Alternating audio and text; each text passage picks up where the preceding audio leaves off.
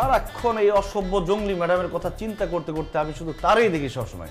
এই যে কাজের মেয়ে রহিমা, তুমি আমার সামনে দাঁড়ায় আছো, অথচ আমি দেখতেছি যে আমার সামনে আমার জঙ্গলি ম্যাডামটা দাঁড়ায় আছে। এই ম্যাডাম, আপনি আমার কল্পনা আসা বন্ধ করেন তো। এবার বুঝতে পারছো? কল্পনায় না, বাস্তবে আমি তোমার সামনে দাঁড়ায় আছি। জি ম্যাডাম, বুঝতে পেরেছি। Good evening. ভালো আছেন? আমি জঙ্গলি, তাই না? না ম্যাডাম, আপনি তো অনেক সুইট। আমি জঙ্গলি, আমার 14 গোষ্ঠী জঙ্গলি, জঙ্গলে আমাদের বসবাস। আমি অসভ্য, তাই না? ছি ছি ম্যাডাম, কি বলেন? আপনি সভ্যতা, আপনি ভদ্রতা, আপনি শিক্ষিতা, আপনি মমতা। অসভ্যতা আমি, তাহলে ম্যাডামটা কি অসভ্য বলে? যাই হোক, এইসব হিসাব আমি তোমার সাথে পরে করছি। তোমার মা বাসায় আছেন? জি। ওনার সাথে আমার জরুরি কথা আছে। কি ব্যাপারে ম্যাডাম? আমি খোঁজ নিয়ে দেখেছি তুমি ভার্সিটির গত 2 সেমিস্টারের সেমিস্টার ফি দাও নাই। সেই ব্যাপারে তার সাথে আমার কথা আছে। খবরদার ম্যাডাম, ভুলেও আমার মায়ের সাথে এই ব্যাপারে কথা বলবেন না প্লিজ। কেন? কারণ ম্যাডাম, আমি মার কাছ থেকে সেমিস্টার ফি, বেতন, টাকা পয়সা যা লাগছে সব দিছি, কিন্তু জমা দিই নাই, খাই বলছি। এখন আপনি যদি বলে দেন যে বাসা থেকে টাকা নিয়ে আমি ভার্সিটিতে জমা দিই নাই, খাই বলছি, তাহলে আমার মা আমার হাত খরচ, মোবাইল খরচ, বাইকের খরচ, শপিং খরচ সব বন্ধ করে দিবে, আমি না খায় মরবো। আচ্ছা, তা তোমার মাকে এসব কথা না বলে আমার কি লাভ? ম্যাডাম, মা তো আমাকে সেমিস্টার ফি আবার দিবেই, সেটা তো আমি ভার্সিটিতে জমা দিব না। আমি আপনি 50-50 ভাগ করে নিয়ে যাব, পার্টনারশিপ। একে তো তুমি মনে মনে কল্পনায় আমাকে গালি দিছো, ভার্সিটির সেমিস্টার ফি দাও নাই, বেতন দাও নাই, এখন তুমি নিজের ম্যাডামকে ঘুষ দেওয়ার কথা বলতেছো। তোমার মাকে সবকিছু তো আমার বলতেই হবে। এতক্ষণ যে আমাকে গান শোনালা, সেই গান তাকে আমি শোনাবো। শোনো। আল্লাহ রে, আমি শেষ। এখন কি বাসায় থাকবো নাকি পালাবো? না, বাসা থেকে পালালে শাস্তি ডবল।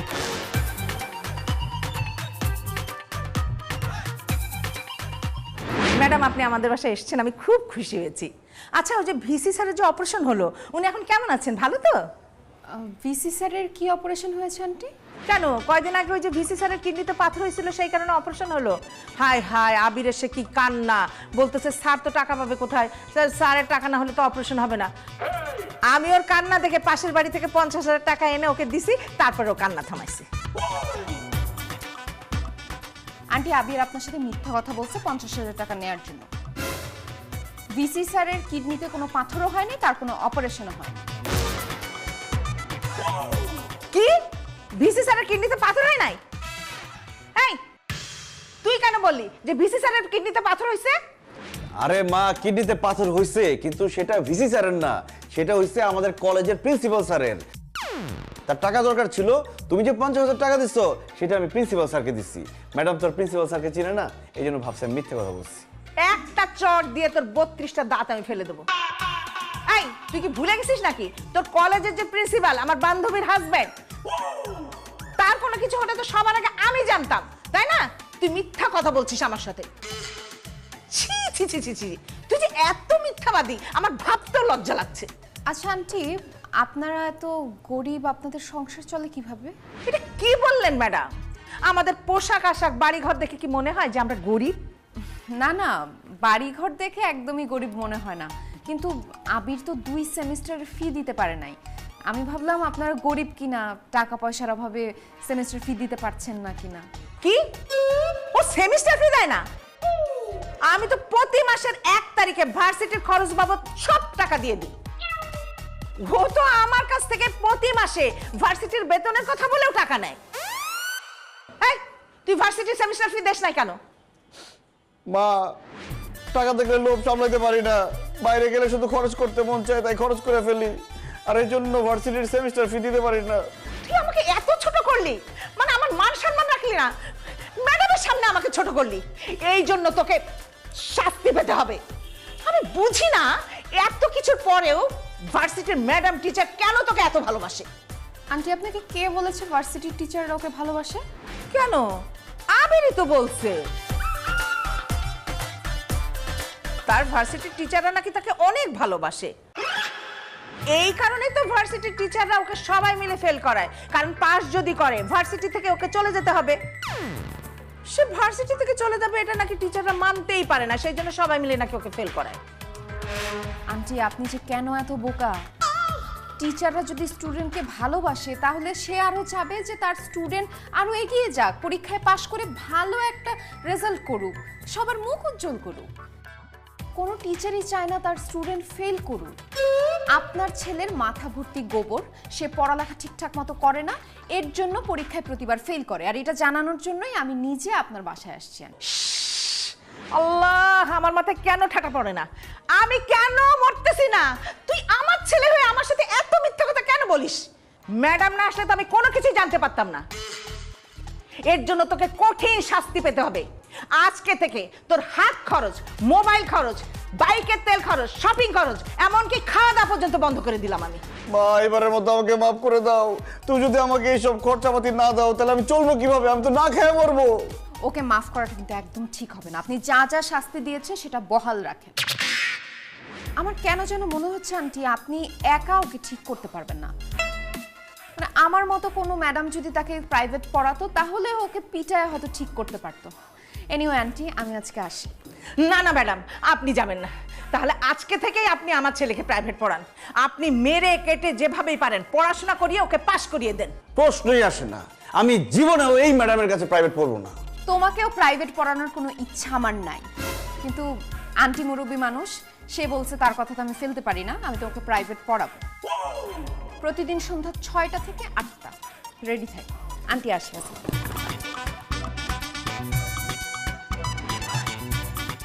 এই ম্যাডামের কাছে প্রাইভেট পড়বো না, উনি ভালো না, ওনার থেকে আরো ভালো ভালো টিচার আছে, ওনার কাছে পড়বো। একটা চড় দিয়ে দাঁত ফেলে দেবো।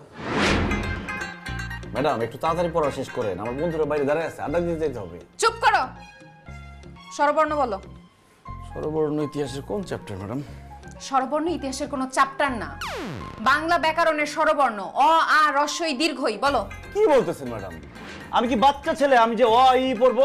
আমি ভার্সিটি পড়ুয়া ছেলে, আমি অ ই কেন পড়বো? ঠিক আছে, তুমি ভার্সিটি স্টুডেন্ট, তোমাকে দিয়ে অ আ বলানো ঠিক হবে না। তুমি ব্যঞ্জন বর্ণ ক খ গ ঘ এগুলা বলো। আরে কি বলতেছেন ম্যাডাম? আমি কি প্লে নার্সারিতে পড়ি? আমি ক খ গ কেন পড়বো? কারণ আমার কাছে মনে হয় তুমি একটা গবেট রাম ছাগল, তুমি এখনো ক খ গ ঘই পারো না। কি বললেন ম্যাডাম? আমি ক খ গ পারি না? এখন আপনারা বলতেছি ক খ গ ঘ ঙ চ ছ জ ঝ ঞ ট ঠ ড ঢ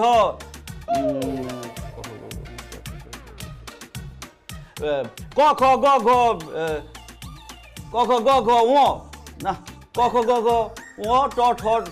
ম্যাডাম কি ব্যাপারে এরকম জ্বরে আসতেছে কেন? মনে পড়তেছে কেন সবসিডি? তালবস্য, দন্তস্য, মূর্ধন্যস্য, প ফ জ র ল। একসাথে তো সবকিছু মনে পড়তেছে না। ছি ছি ছি ছি, তুমি একটা ভার্সিটি স্টুডেন্ট, তুমি এখনো কখই পারো না? তুমি বেঁচে আসো কেন? কচু গাছের সাথে ফাঁস দিয়ে মরো। অবশ্য তুমি কচু গাছের সাথে ফাঁস দিতে গেলে কচু গাছও তোমাকে দেখে লজ্জা পাবে। ম্যাডাম সেই ছোটবেলায় ক খ গ পড়ছি, বড় হয়ে তো আর পড়ি নাই, এই জন্য মনে পড়তেছে না। শুধু আমি না, এরকম অনেকেই অনার্স মাস্টার্স কমপ্লিট করে ফেলছে, বড় বড় চাকরি করতেছে। আপনি ধরে দেখবেন ক খ গ সব সিরিয়ালি বলতে পারবে না। চুপ করো। তোমাকে যেহেতু ক খ বলতে বলছি, তুমি পারো নাই, সো তুমি আগে ক খ মুখস্থ করবা, তারপর তোমাকে আমি ইতিহাস পড়াবো। আর তোমাকে পড়ানোর জন্য এই যে আদর্শ লিপি নিয়ে আসছি আমি। নাও, তুমি এখন ক খ পড়বে, তারপরে তোমার ইতিহাস পড়ানো শুরু করবো। নাও ধরো। কি বলতেছেন ম্যাডাম? আমি যদি এখন ক খ পড়ি আমার কি মান সম্মান থাকবে? সব শেষ হয়ে যাবে না? আমি ক খ পড়তে পারবো না, আপনি আমাকে ইতিহাস পড়ান। ঠিক আছে, তোমাকে খুব সহজ একটা প্রশ্ন করব, যদি প্রশ্নের সঠিক উত্তর দিতে পারো তাহলে তোমাকে আর ক খ পড়াবো না, ইতিহাস পড়ানো শুরু করব। ঠিক আছে, বলেন কি প্রশ্ন? আচ্ছা, ইতিহাস শব্দটার উৎপত্তি কোত্থেকে? সে অনেকদিন আগের কথা। একবার হাঁস চিন্তা করলো মুরগির কাছে একটা চিঠি লিখবে। তারপর সে চিঠি লিখতে শুরু করলো, প্রিয় মুরগি, আমার তো ডিম বড়, আমার ডিম পাড়তে খুব কষ্ট হয়, তোমারও কি ডিম পাড়তে কষ্ট হয়? জানাবে কিন্তু। ইতিহাস। এখান থেকেই ম্যাডাম ইতিহাস শব্দটির উৎপত্তি হয়েছে। তোমার মাথা! এসব উদ্ভট কথা তোমাকে কে বলছে? হে আল্লাহ, হাঁস মুরগিকে চিঠি লিখতে গিয়ে নাকি ইতিহাস শব্দের উৎপত্তি হয়। শুনো, ইতিহাস শব্দের উৎপত্তি হয়েছে ইতিহ নামক একটি শব্দ থেকে, যার অর্থ হচ্ছে ঐতিহ্য।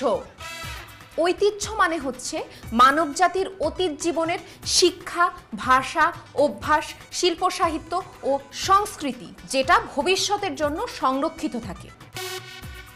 এই ঐতিহ্যকে এক প্রজন্ম থেকে আরেক প্রজন্মের কাছে পৌঁছে দেয়াকেই ইতিহাস বলে। সরি ম্যাডাম, এই লেখাটা যে বইতে ছিল সেই বইটা আমার চোখে পড়েনি। বই পড়া তো দূরের কথা, আমার কাছে মনে হচ্ছে তুমি বই জীবনে ছুঁয়েও দেখো নাই। যেহেতু তুমি আমার প্রশ্নের উত্তর দিতে পারো নাই, সেহেতু এখন তুমি ক খ গ ঘই পড়বে। না, পড়া শুরু করো। ক খ গ ঘ ঙ চ ছ জ ঝ ঞ ট ঠ ড ঢ বুঝন্ন ত থ দ ধ।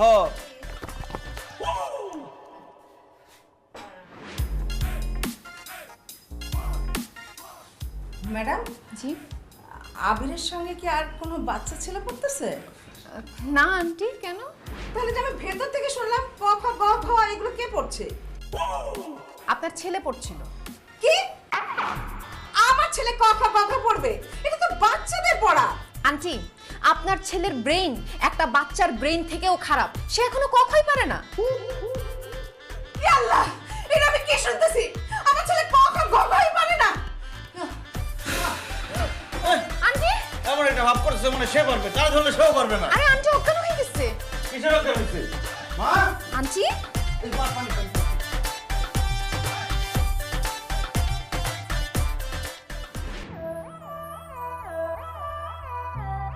এই, আজকে না মঙ্গলবার, আজকে তো আমার ডেট ছিল, তোরা দুজন আসছিস কেন? হ্যাঁ, ক্লাস চললে সবাই থাকো না, ক্লাস শেষ হলে তারপর রুটিন ধরে ধরে আগাতে হবে। এই যে দেখো। এই কি ব্যাপার, এখানে কি হচ্ছে? লেখাপড়া নাই, ক্লাস নাই? হ্যাঁ, যাও ক্লাসে যাও, যাও বলছি। আবির, তুমি দাঁড়াও। হ্যাঁ, যাও যাও যাও। তোমার সাথে আমার জরুরি কথা আছে। আচ্ছা, কালকে রাতে তোমাদেরকে হাই দিয়েছিলাম, তুমি রিপ্লাই দাও না কেন? ও ম্যাডাম, কালকে রাতে হয়েছে কি, মানে একটু তাড়াতাড়ি ঘুমিয়ে গেছি, এই জন্য আপনাকে রিপ্লাই করতে পারিনি। উফ, মিস করলে জানো, তুমি যদি রিপ্লাই করতে আমি তোমাকে ভিডিও কল করতাম, তারপর কি ম্যাডাম? তারপরে আমার ভাষা তোমাকে আমি ঘুরিয়ে ঘুরিয়ে দেখাতাম। আল্লাহ হাফেজ, রিপ্লাই করিনি। জানো আবির, তোমাকে দেখতে না আমার এক্স বয়ফ্রেন্ড কবিরের মতো লাগে, তাই তো তোমাকে দেখলে না আমি কেমন জানি উথাল পাথাল হয়ে যাই। তুমি কিছু মনে করো না তো? না না ম্যাডাম, তেমন কিছু মনে করিনি। আমাকে দেখে আপনার যেমন খুশি তেমন মনে হোক, আই ডোন্ট মাইন্ড। আমি তো ডোন্ট মাইন্ড ফ্যামিলির ছেলে। ওয়াও, আচ্ছা তাহলে কি আমরা আরেকটু ফ্রি হতে পারি? Of course madam. জোশ জোশ জোশ। এই শোনো না, একদিন তুমি আমার বাসায় আসো না। আরে আমি তোমাকে রান্না করে খাওয়াবো, আমার হাতে রান্না যে কি টেস্টি, একবার যদি তুমি খাও জাস্ট ফিদা হয়ে যাবা, পাগল হয়ে যাবা। তাই নাকি রিমু ম্যাডাম? আপনি এত ভালো রান্না করেন, তাহলে আমাকেও একটা দিন দাওয়াত দেন, আমি এসে আপনার রান্না খেয়ে পাগল হয়ে যাই। হ্যাঁ, আসছে। আপনাকে আমি রান্না করে কেন খাওয়াবো? আপনি নিজে রান্না করে খেতে পারেন না? তাহলে আপনি আবিরকে কেন রান্না করে খাওয়াবেন? সে কি আপনার আব্বা লাগে? এক্সকিউজ মি আনিকা ম্যাডাম, মুখ সামলায় কথা বলেন। ও আমার আব্বা লাগবে কেন? ও আমার ছেলের নজরে দেখবেন, কারণ প্রত্যেকটা স্টুডেন্ট টিচারের কাছে ছেলের মতো। এই ছেলে, তুমি দাঁড়া আছো কেন? যাও ক্লাস যাও, 4 নাম্বার চ্যাপ্টার বের করতে বলো, মোগল সাম্রাজ্য। ওয়ালাইকুম আসসালাম। ম্যাডাম, আপনার কি বাঁচার কোনো ইচ্ছা নাই? আপনি এসব কি বলতেছিলেন? আমি জাস্ট আবিরের সাথে কথা বলছিলাম। সেটা তো আমি দেখলামই, এর জন্যই তো ম্যাডাম বললাম আজকের পর থেকে আবিরের সাথে আপনি কোনো কথা বলবেন না। কেন আনিকা ম্যাডাম?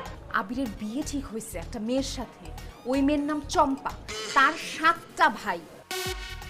7টা ভাই কুখ্যাত সন্ত্রাসী। যদি কোনো মেয়ে আবিরের সাথে কথা বলে, তাকে তুলে নিয়ে গিয়ে একদম জানে মেরে ফেলে। আল্লাহ ম্যাডাম, আপনি এতক্ষণ আবিরের সাথে কথা বলছেন, আপনাকে যে কোনো সময় তুলে নিয়ে মেরে ফেলতে পারে। আরে ম্যাডাম, আপনাকে শেষবারের মতো একটু দেখে নিই। যদি কিছু খাইতে মন চায় খেয়ে নেন, যদি কোনো ইচ্ছা পূরণ করতে হয় করে নেন। ও মা গো, কি বলতেছেন আপনি আনিকা ম্যাডাম? না না, আমি এত তাড়াতাড়ি মরতে চাই না। আপনি আমাকে একটা উপায় বের করে দেন যাতে আমি বাঁচতে পারি।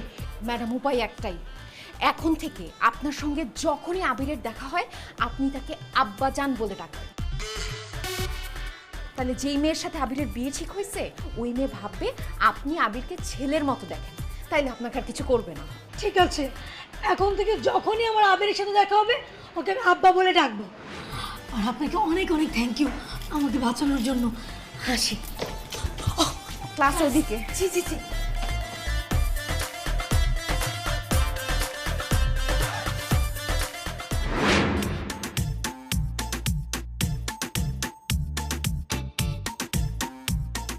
এই মামা 4 নাম্বার সেক্টর যাবেন? হ্যাঁ যাবো, 50 টাকা লাগবো। কি বলেন? এখান থেকে 4 নাম্বার সেক্টর দেখা যায়, 50 টাকা ভাড়া? এই জায়গা থেকে তো আকাশও দেওয়া যায়, আকাশও কি 20 টাকা দিলে যাবো? দেখেন ভার্সিটি ছুটি হয়েছে, মেজাজ টেজাজ খারাপ, কথা বাড়েন না। 30 টাকা পাবেন, যাবেন? না মামা, জিনিসপত্র সব দাম মামা, আর 500 টাকা ভাড়া দিন মামা। আচ্ছা ঠিক আছে, চলেন। চলেন মামা। কি আমি রিক্সা ঠিক করছি, আপনি আমার রিক্সা কেন উঠলেন ম্যাডাম? ম্যাডামকে সম্মান দিতে শিখো। তুমি রিক্সা ঠিক করছো, এই রিক্সা যদি আমি যাই তোমার পূর্ণ হবে, তুমি আরেকটা রিক্সা নিয়ে নাও। এই রোডের মধ্যে আধা ঘন্টা দাঁড়ায় থেকে আমি রিক্সা পাইছি, এই রিক্সা আমি যাবো, ম্যাডাম আপনি অন্য রিক্সা যান। তোমার কত বড় সাহস, তুমি আমার মুখে মুখে কথা বলো? কানে ধরো, কানে ধরো বলতেছি। রাখেন আপনার কানে ধরা, এটা কি ক্লাস নাকি যে আপনি সবসময় কানে ধরো বলবেন? আচ্ছা ঠিক আছে, রিক্সা যেহেতু আপনারও দরকার আমারও দরকার, আর রিক্সাও একটা, চলেন না দুজন পাশাপাশি বসে গল্প করতে করতে যাই। আমি তোমার ম্যাডাম, তুমি আমার স্টুডেন্ট, তুমি আমার বয়ফ্রেন্ড না যে তোমাকে নিয়ে নিয়ে আমি রিক্সায় যাব। তোমার কত বড় সাহস, তুমি আমাকে এই কথা বললা? আজকে প্রাইভেট পড়াইতে আসি, তোমাকে আধা ঘন্টা আমি কান ধরে দাঁড় করায় রাখবো। মামা চলেন।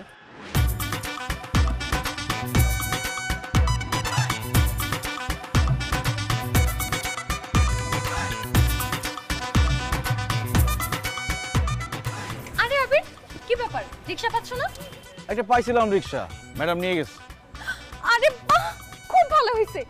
আরে এই আনিকা ম্যাডাম যেদিন থেকে আমাদের ভার্সিটিতে জয়েন করছে, আমি তো তোমার পাশে ঘেঁষতেই পারতেছি না। আজকে তুমি আর আমি, আমরা দুজন একসাথে এই রিক্সায় বসে গল্প করতে করতে বাসায় যাব। চলো।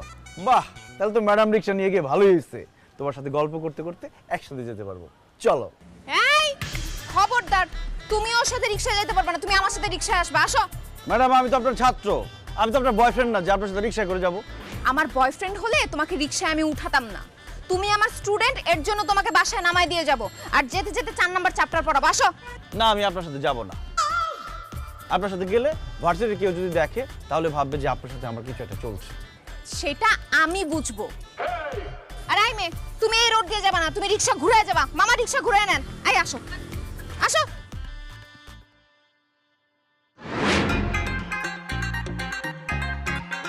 কি ব্যাপার আবির, তুমি গাল ফুলায় বসে আছো কেন? বই খোলো। গাল ফুলায় বসে থাকবো না, কি করবো ম্যাডাম? আপনি আমাকে কোনো মেয়ের সাথে মিশতে দিচ্ছেন না, কথা বলতে দিচ্ছেন না, প্রেম করতে দিচ্ছেন না। বলেন, আমার মতো এরকম ইয়াং স্মার্ট অবিবাহিত ছেলে এইভাবে কি বাঁচতে পারে? আরে আমি তো একটা মেয়ে মানুষ, তুমি আমার সাথে কথা বলতেছো, আমার সাথে মিশতেছো, এটা তো তোমার হচ্ছে না। ম্যাডাম, আপনার সাথে মিশতেছি, আপনার সাথে কথা বলতেছি, কিন্তু আপনি তো আমার টিচার, আপনার সাথে তো আর প্রেম করতে পারতেছি না। যদি আপনার সাথে প্রেম করতে পারতাম তাহলে অন্য মেয়েদের থেকে দূরে থাকতাম। আচ্ছা, তা প্রেম কিভাবে করে? কেন ম্যাডাম, আপনি জানেন না? আরে আমি জানি না দেখেই তো তোমাকে জিজ্ঞেস করছি। বলো, প্রেম কিভাবে করে? ম্যাডাম, নাটক সিনেমায় যতটা দেখেছি, পাশাপাশি বসা, হাতে হাত রাখা, চোখে চোখ রাখা, কাছাকাছি আসা, লজ্জা লাগতেছে তারপরে বলতেছি, 2-4টা চুমা দেওয়াটাই প্রেম বলে। তা এই প্রেমটা তোমার কোনো মেয়ের সাথে কেন করতে হবে? তুমি বইয়ের সাথে প্রেম করতে পারো না? তুমি বইয়ের কাছাকাছি বসবে, বইয়ের পৃষ্ঠায় হাত রাখবে, বইয়ের দিকে চোখ দিয়ে পড়ার দিকে মন দিবে, পড়া শেষ হলে বইটাকে একটা চুমু দিয়ে রেখে দিবে। এখন থেকে তুমি বইয়ের সাথে প্রেম করা শুরু করো। আর কি বলতেছেন ম্যাডাম, বইয়ের সাথে প্রেম করে আমার কি লাভ? বইয়ের সাথে প্রেম করলে তুমি মানুষের মতো মানুষ হবা, অনেক জ্ঞান অর্জন করবা, ভালো একটা রেজাল্ট করতে পারবা, আর ভালো রেজাল্ট যদি করো তাহলে ভালো একটা চাকরি করতে পারবা। সো বইয়ের সাথে প্রেম করাতে অনেক লাভ, কিন্তু মেয়েদের সাথে প্রেম করলে তুমি কি পাবা? হতাশা, ধোঁকা, কষ্ট, দুঃখ, আর শেষে বিরাট একটা ছ্যাঁকা। এখন তুমি চিন্তা করে দেখো, মেয়েদের সাথে প্রেম করার চেয়ে বইয়ের সাথে প্রেম করাটা কিন্তু বেশি ভালো। না না ম্যাডাম, তারপরও মেয়েদের সাথে প্রেম করলে যে মিষ্টি মিষ্টি কথা বলে, বই তো আর মিষ্টি মিষ্টি কথা বলতে পারবে না। আরে বাবা, কথা বলার জন্য তো আমি আছি, তুমি আমার সাথে কথা বলবা। কি বলতেছেন ম্যাডাম, আপনার সাথে কি সব কথা বলা যাবে যেটা আমি আমার প্রেমিকার সাথে বলতাম? কেন বলা যাবে না? আচ্ছা তুমি একটা কাজ করো, কালকে তুমি আমার বাসায় চলে আসো। কালকে আমার ছুটির দিন, আমি সারা দিন বাসায় থাকবো আর তোমার কথা শুনবো। আমি দেখি তুমি কত কথা বলতে পারো। কি বলতেছেন ম্যাডাম? আমি আপনার বাসায় যাব, আপনার সাথে গল্প করব, কথা বলবো? আপনার আব্বা আম্মা কিছু বলবে না? আরে আমার আব্বু আম্মু তো বাসায় নাই, তারা গ্রামের বাড়িতে গেছে। তুমি একটা কাজ করো, কালকে আমার বাসায় চলে আসো, কালকে সারা দিন আমরা গল্প করে কাটায় দিব। ঠিক আছে ম্যাডাম, কালকে সকালবেলায় আমি চলে আসবো। ও ঘড়ি তুমি তাড়াতাড়ি চলো, ও সকাল তুমি তাড়াতাড়ি আসো। হয়েছে, এবার বই খুলে পড়তে বসো। জি ম্যাম।